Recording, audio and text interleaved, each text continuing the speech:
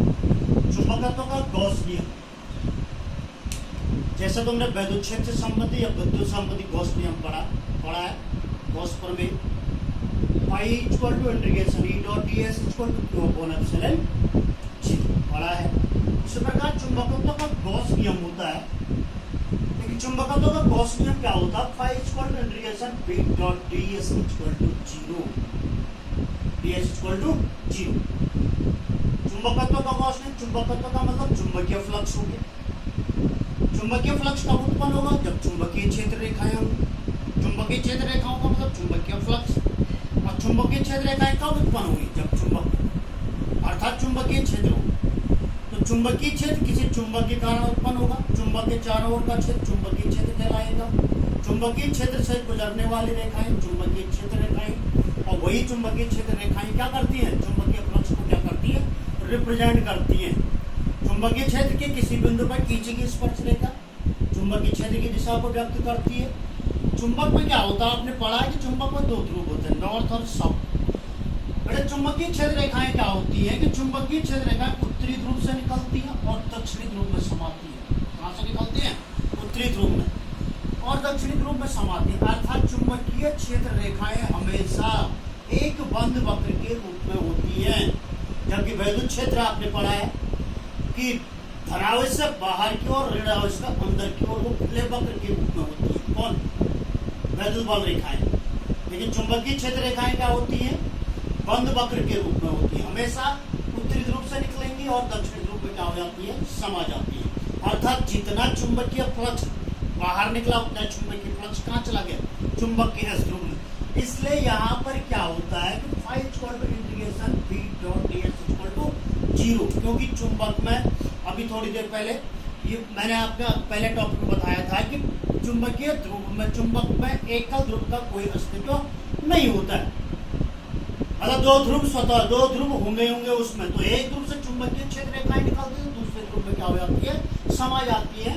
तो ये हो जाता है आपका चुंबकत्व का गॉस नियम। इसलिए phi equal to integration b dot ds equal to 0। अगर आपको पूछ दिया जाए कि एकल ध्रुव का अस्तित्व होता, माना एक ध्रुव ही अगर काम करता, तो तब इसका नियम क्या हो जाता? तब नियम इसका सिंपल हो जाता कि वहां पर हम एप्सिलॉन 0 पढ़ते, यहाँ पर पढ़ेंगे हम कांस्टेंट क्या पढ़ते हैं? चुंबकत्व में म्यू 0, और वहां पर होता है q अपन, तो यहाँ हो जाएगा समीशन qm। अगर एकल ध्रुव का अस्तित्व हो, इसका अस्तित्व हो, एकल ध्रुव का अस्तित्व हो, तो तब चुंबकत्व का गॉस नियम इस प्रकार हो जाएगा। Phi equal to integration b dot ds equal to mu 0 समीकरण qm। qm का मतलब हो गया ध्रुव प्रबलता, पोल स्ट्रेंथ, टोटल जितने चुंबक की ध्रुव स्ट्रेंथ है उसका समय संयोग हो जाएगा, म्यू 0 से मल्टीप्लाई करेंगे। लेकिन चुंबक में एकल ध्रुव का कोई अस्तित्व नहीं होता, इसलिए इसको याद रखना कि चुंबकत्व का गॉस नियम phi equal to integration b dot ds equal to 0 होता है। समझ रहे हैं? b dot ds equal to 0 होता है। इसी प्रकार क्या होता है बेटा कि अब पूछ दिया जाए, कभी कभी पूछ दिया जाता है उदासीन बिंदु क्या होता है। तो उदासीन बिंदु क्या होता है कि हम जानते हैं चुंबक है, तो चुंबक का जो सिरे है ना, चुंबक के जो ध्रुव है, इनके नजदीक जो चुंबकीय क्षेत्र होता है वो प्रबल होता है। क्या होता है? प्रबल। अगर हम किसी चुंबक को पृथ्वी पर रखते हैं तो इस चुंबक के नजदीक क्या होगा? चुंबकीय क्षेत्र ज्यादा होगा, और पृथ्वी का भी चुंबकीय क्षेत्र होता है। तो पृथ्वी का जो चुंबकीय क्षेत्र उसमें दो घटक हो, एक हॉरिजॉन्टल होता है, दूसरा क्या होता है? वर्टिकल। वर्टिकल तो ऐसा ऊपर की ओर हो गया, इसका तो कोई महत्व नहीं। लेकिन जो हॉरिजॉन्टल है तो वो हमारे पृथ्वी पर जिस पर हम रहते वहां क्या होगा? प्रभाव ही होगा। तो ये जो H होता है पृथ्वी का चुंबकीय क्षेत्र, ये हर बिंदु पर समान होता है। पृथ्वी के हर बिंदु पर क्या होगा? समान। हमने क्या रखा? चुंबक रखा। चुंबक के द्वारा क्या उत्पन्न हो? चुंबकीय क्षेत्र P। ये चुंबक के नजदीक क्या होता है? प्रबल, ज्यादा अधिक होता है। लेकिन चुंबक से जैसे जैसे दूरी बढ़ती जाएगी इसका मान क्या होता है? घटता जाता है। तो पृथ्वी पर कुछ बिंदु ऐसे मिल जाते हैं, या कुछ बिंदु ऐसे होते हैं जहां पर चुंबक का चुंबकीय क्षेत्र और पृथ्वी का क्षैतिज घटक, चुंबकीय क्षेत्र का क्षैतिज घटक, दोनों क्या होता है? बराबर। दोनों क्या होता है? बराबर और विपरीत होंगे, एक दूसरे को निरस्त कर देते हैं। इन बिंदुओं को कहते हैं उदासीन बिंदु। इन बिंदुओं पर अगर आप कोई चुंबकीय सुई रखेंगे तो उस पर कोई भी बलागुण आरोपित नहीं होता, अर्थात कोई भी डिफ्लेक्शन नहीं होगा। समझ रहे हैं क्या? कि किसी चुंबक द्वारा जो चुंबकीय क्षेत्र होता है वो उसके ध्रुवों के नजदीक क्या होता है, प्रबल होता है, अधिक होता है। और पृथ्वी का जो क्षैतिज घटक होता है, हॉरिजॉन्टल कंपोनेंट है इसका, magnetic horizontal component of earth magnetic, तो पृथ्वी का जो चुंबकीय क्षेत्र का क्षैतिज घटक है उसका मान हर जगह पर क्या होता है, पृथ्वी पर समान होता है। तो अब चुंबक से दूर जाएंगे तो इस बी का मान क्या होगा, घटता जाएगा। कुछ बिंदु, कई बिंदु ऐसे मिल जाते हैं जहां पर magnetic field of magnet is equilibrium to the magnetic field horizontal component of earth magnetic field. तो दोनों जब बराबर और विपरीत हो जाते हैं तो एक दूसरे को निरस्त कर देते हैं। इन बिंदुओं को कहते हैं न्यूट्रल पॉइंट, उदासीन बिंदु। इन बिंदुओं पर किसी भी चुंबकीय सुई को रखेंगे आप तो कोई भी बलागुण आरोपित नहीं होता है। क्या नहीं होता है, बलागुण आरोपित नहीं होता है। अब हमारे पास पृथ्वी के चुंबकत्व के अवयव, पृथ्वी के चुंबकत्व के अवयव, तो क्या आप जानते हैं कि पृथ्वी भी चुंबकीय क्षेत्र होता है, पृथ्वी एक चुंबक की भांति कार्य करती है। पृथ्वी पर अगर किसी चुंबकीय सुई को अगर लटकाएंगे, स्वतंत्रता पूर्वक लटकाएंगे, तो वो हमेशा उत्तरी और दक्षिणी ध्रुव में क्या होती है, ठहरती है। पृथ्वी के उत्तरी और दक्षिणी ध्रुव में ठहरती है। पृथ्वी के उत्तरी ध्रुव के लिए चुंबक सुई का साउथ पोल और दक्षिणी ध्रुव में कौन सा पोल हो जाता है, नॉर्थ पोल। इससे प्रमाणित होता है कि पृथ्वी क्या होता है, चुंबक की तरह क्या करती है, कार्य करती है। क्या हम क्या करते हैं कि पृथ्वी पर कि इसके चुंबकत्व कैसे उत्पन्न है, पृथ्वी पर क्या करता है, बहुत सारी वस्तुओं को, लोहे इत्यादि की वस्तुओं को क्या कर लेते हैं, गाड़ देते हैं। तो धीरे धीरे वो क्या करते हैं, लोहे इत्यादि चुंबक की तरह क्या करते हैं, कार्य करते हैं। यहाँ भी मैंने आपको बताया कि उदासीन बिंदु मिलता, अगर पृथ्वी पर चुंबकीय क्षेत्र न होता तो उदासीन बिंदु हमको प्राप्त न होते। इनसे प्रमाण होता है कि पृथ्वी पर क्या होता है, चुंबकीय क्षेत्र होता है, या पृथ्वी चुंबक की तरह क्या करती है, कार्य करती है। और किसी स्वतंत्रता पूर्वक लटकाए सुई, चुंबकीय सुई को अगर लटकाते हैं तो हमेशा उत्तरी और दक्षिणी ध्रुव में क्या होती है, ठहर जाती है। क्या होती है, ठहर जाती है। तो पृथ्वी के चुंबकत्व के 3 अवयव होते हैं। नंबर 1 है दिक्पात का कोण। इसका कोण है दिक्पात का कोण। दिक्पात के कोण को डिनोट करता है अल्फा से।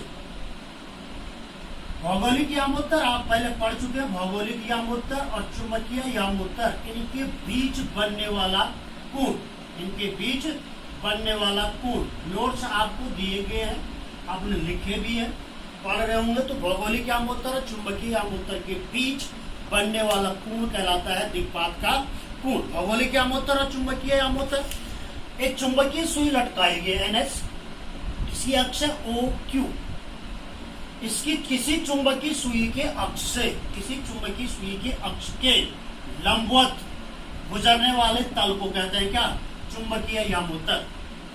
किसी चुंबकीय सुई के लंबवत या किसी चुंबकीय सुई की अक्ष के लंबवत गुजरने वाले तल को क्या कहते हैं, गुजरने वाले तल को क्या कहते हैं, या ऊर्ध्वाधर तल। तल का मतलब वर्टिकल जो प्लेन होगा, ऊर्ध्वाधर तल को कहते हैं चुंबकीय यामोत्तर।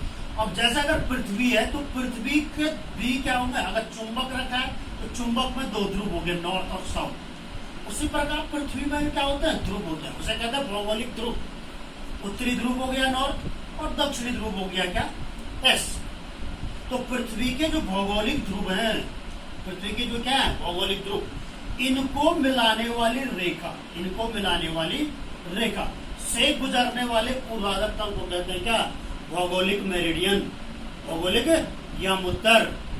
पृथ्वी के भौगोलिक उत्तरी, भौगोलिक मतलब जो पृथ्वी के अपने ध्रुव हैं, भौगोलिक उत्तरी और दक्षिणी ध्रुवों से गुजरने वाले या को मिलाने वाली रेखा के ऊर्ध्वाधर है, रेखा से गुजरने वाले ऊर्ध्वाधर तल को कहते हैं भौगोलिक यामोत्तर।